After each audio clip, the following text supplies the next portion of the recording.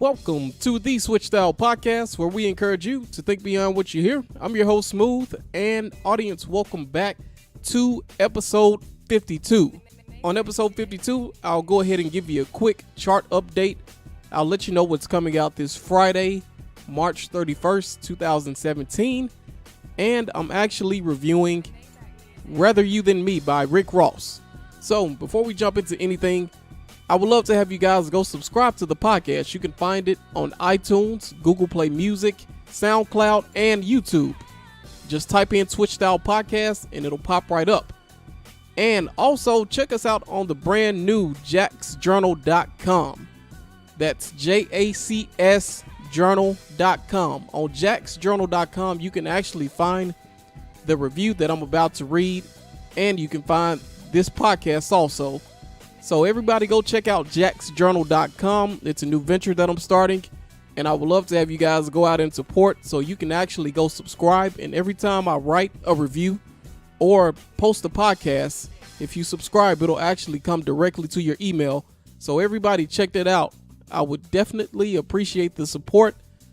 Without further ado, we'll go ahead and jump into episode 52 of the podcast. So let's go ahead and update the charts. Congratulations, Drake. His More Life playlist is now the number one album on the Billboard 200, earning 505,000 units. 257,000 of those were traditional album sales. In its first week, More Life's 22 songs generated 384.8 million streams, setting a new record which was previously held by Drake's last album, Views. Views generated 245.1 million streams in his first week. And audience, More Life is also Drake's 7th consecutive number one album. And if you want to know what those albums are, actually, you can go check out episode 51 of the podcast. Again, you can find that on SoundCloud, YouTube, iTunes, and Google Play Music. But back to the charts. The album that I'm going to tell you guys about shortly, Rick Ross's Rather You Than Me, drops in at number 3 on the 200, earning 106,000 units, 70,000 in traditional album sales. Rather You Than Me is Rick Ross's 9th top 10 album, and all of his albums have debuted in the top 10, which is really impressive. And last but not least on the 200, Depeche Mode. They log in at number 5 with Spirit, earning 64,000 units, 62,000 in traditional album sales. And we'll actually move on to the Hot 100. Ed Sheeran holds the top spot for a 9th week with Shape of You, but the bigger news comes from Drake, who scored 2 top 10 debuts with Passion Fruit at number 8 and Portland featuring Quavo of the Migos and Travis Scott at number 9. Both of those tracks are from Drake's More Life playlist. As of now, Drake is only the second artist ever to have 2 songs debut in the Hot 100's top 10 at the same time. The last and first artist to achieve the feat was Ed Sheeran, who charted Shape of You and Castle on the Hill in January of this year, 2017. Both tracks are on Ed Sheeran's latest album, Divide. So if you want to know more about Ed Sheeran's Divide album, actually go check out episode 49 for more details and an actual review. And if you want to read my written review, you can also go to jacksjournal.com. Also, all 22 songs on Drake's More Life charted on the Hot 100 this week. So Drake currently holds 24 of the Hot 100's spots. So just to put that in perspective, Drake holds nearly a quarter of the songs on the Hot 100. So just think about it. Drake actually breaks his own record of most Hot 100 titles from a single album, which was Views. And as of now, Drake holds the crown for most Hot 100 titles among solo artists with 154. He moved ahead of Lil Wayne, who has charted 135 titles himself. And as of now, only the cast of Fox's Glee, who holds the record with 207 entries, has charted more songs than Drake. So Drake had a really big week. He has the number one album in the country, and all 22 songs on that album charted on Billboard's Hot 100. And among solo artists, Drake has the most Hot 100 titles of all time, currently with 154. So congratulations to Drake. So now we'll actually move on to what's new. So this Friday, March 31st, 2017, look out for new albums from newly minted Nobel Prize winner Bob Dylan, who's back with a triple album of covers titled Triplicate. Grammy winner Nelly Furtado is back with her 6th studio album titled The Ride. And Grammy-winning British pop group Jamiroquai is back with their 9th effort titled Automaton. So audience, look out for new albums from Bob Dylan, Nelly Furtado, and Jamiroquai. And if I run across anything that comes out Friday that I didn't mention, I'll definitely be sure to mention it on the next episode. So check out those albums again from Bob Dylan, who's back with Triplicate, Nelly Furtado, she's back with The Ride, and Jamiroquai, they're back with their latest, Automaton. So let's go ahead and actually jump into my written review of Rick Ross's latest album, Rather You Than Me. And remember, you can also find it on jacksjournal.com. So remember to go to jacsjournal.com where you can find it. And audience, if you hadn't heard any of our reviews before, we'd just like to tell you a little bit about the artist before we jump into it. So here we go. If you didn't know Rick Ross, his real name is William Roberts, and he is from Carol City, Florida. It's actually a northern suburb of Miami. His name is borrowed from Los Angeles drug kingpin Freeway Rick Ross, who was huge throughout the 80s and early 90s. Rick Ross also had brief tenures with Suave House Records and Slip and Slide Records. He eventually made it big with his Def Jam debut Hustlin', and it hit in 2006, and the rest is history.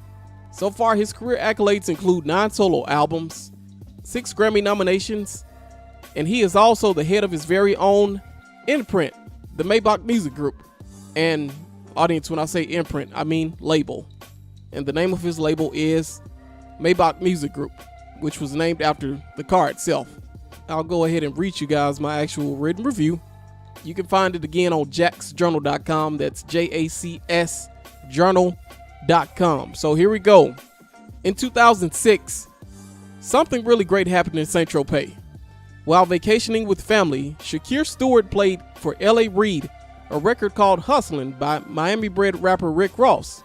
Hustlin' eventually became Rick Ross's Def Jam debut and served as a spark plug for one of hip-hop's most productive forces. At the time, Shakir Stewart and L.A. Reid served as Executive Vice President of A&R for Def Jam Records and Chairman of Island Def Jam Music Group, respectively. 2 short years later brought the tragic passing of Shakir Stewart, and L.A. Reid eventually departed Island Def Jam in 2011.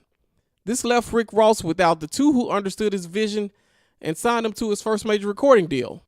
After delivering his 8th and final album to Def Jam, Rick Ross is back with Rather You Than Me. It's his 9th studio album and first with Epic Records, ending a 10-year relationship with Def Jam.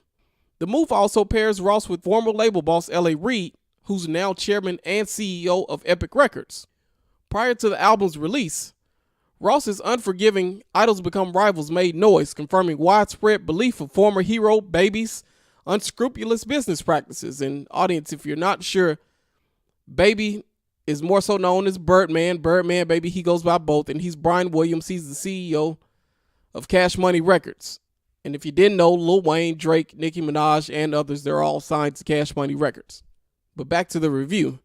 Comedian actor Chris Rock boisterously opens the song in trademark fashion, urging listeners to just take notes. Ross goes on to detail his early admiration of Birdman and Cash Money Records' early success, but then meets his idol and realizes things are not what they seem. Rose admits that "You nearly broke my heart" after discovering his hero's fake watch and operating under the belief that Birdman really owned his massive fleet of cars. Idols Become Rivals also addresses the long-drawn dispute between Baby and those he should care for most, his artists. Ross references many who have become victims of Baby's shady dealings, including Manny Fresh, Tyga, BG, Turk, Lil Wayne, and DJ Khaled. This is by far the album's most revealing moment and worth the price of admission alone. Apple of my eye finds Ross just being somebody that the neighborhood respected and being someone mama could be proud of. R&B star Raphael Saadiq is featured on the thought-provoking track, and Ross covers various topics. It is his latest rags to riches story, but more interestingly, gives a telling take on our current head of state. And Rick Ross actually says, "I'm happy Donald Trump became the president because we gotta destroy before we elevate." Veteran producer Bink, who's worked with Jay-Z, Kanye West, and Dr. Dre. And audience, if you don't know Bink, go listen to The Blueprint, Jay-Z's Blueprint. He actually produced 3 tracks on there, including Mama Loves Me, All I Need, and The Ruler's Back. So actually go check out Bink. And he actually produced Devil in a New Dress from Kanye West's My Beautiful Dark Twisted Fantasy album. So go check out Bink. He's an industry vet. But back to the review. Veteran producer Bink, he scores the exquisite Santorini Grease, which samples Judy Bailey Quartet's Colors of My Dream. Rick Ross dives further into socio-political commentary, citing racist agendas, blatant double standards, and even disowning Reverend Jesse Jackson. The opening of Trap Trap Trap makes use of an unlikely source, a beeping ankle monitor signaling to be charged. The braggadocious banger features Young Thug and a swaggering Wale. Ty Dolla $ign assists on the globe hopping I Think She Like Me, which borrows from the stylistics People Make the World Go Round. Game Ain't Based on Sympathy finds Ross remembering when they used to give us that free cheese. It adds to his Rags to Riches collection and is boosted by another one of Bink's opulent productions. He finally renews his fan favorite and critically acclaimed Maybach Music series, but the results are surprisingly disappointing. The series has so far been Rick Ross's signature piece of work. Fans and critics alike have become accustomed to the musical, lyrical, and conceptual excellence of Maybach music, which is also reflective of its namesake. Previously, the series has featured heavyweights like Jay-Z, Kanye West, Lil Wayne, T.I., and others. The more notable change is the absence of production trio The Justice League, who served as frequent collaborators and produced all 4 previous editions of the series.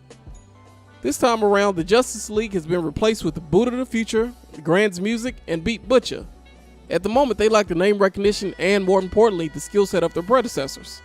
Maybach Music 5 also features up-and-comer Dej Loaf, who has had success but doesn't supply the same star power. Labeling Maybach Music 5 a letdown would probably be an understatement. It simply doesn't measure up and is not a worthy addition.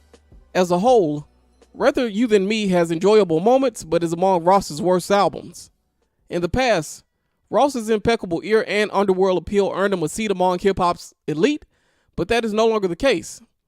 His beat selections are subpar this time around, the redundant moments are unfocused, and many of the songs begin with useless monologues. Being under L.A. Reid's leadership again seemed like a step in the right direction. Ross surely would have benefited from the help of a guy who understood his vision most. Sadly, L.A. Reid's only mention comes in the album's thank you notes. Ross continues to milk the Rags to Riches theme, but it is complete overkill at this point. His opulent obsessions are also wearing thin. Most importantly, his lack of lyrical range continually lowers his ceiling.